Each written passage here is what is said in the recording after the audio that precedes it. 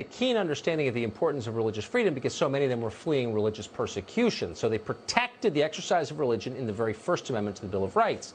Governor of California, Gavin Newsom, doesn't care. He's using his new coronavirus powers to shut down churches that disagree with him. The Episcopal Church is fine. They're fully on his team. But places like Grace Community Church in Los Angeles are not, and he's threatening to shutter them. Pastor John MacArthur runs that church and has for a long time. We're happy to have him on tonight. Pastor, thanks so much for coming on. Give us a quick overview of why you think you should reopen, given the coronavirus.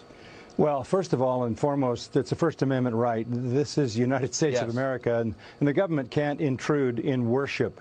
We stand on that amendment.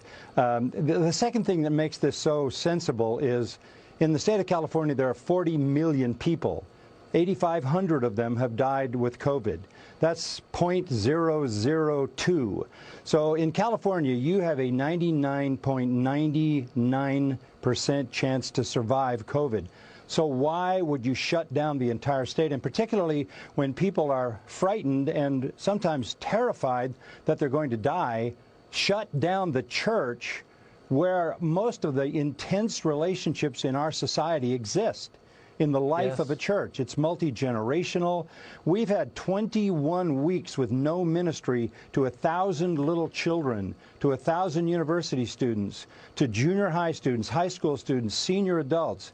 We've had no funerals, no weddings.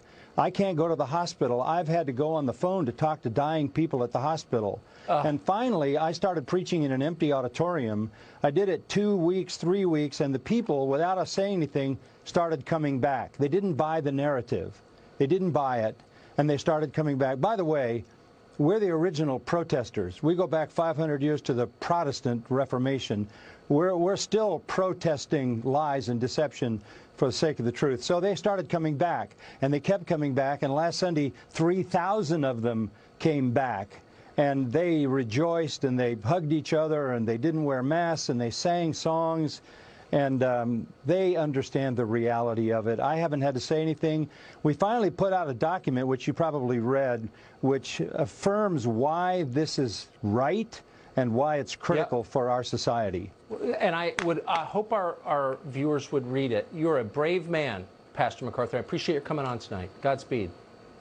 Thank you.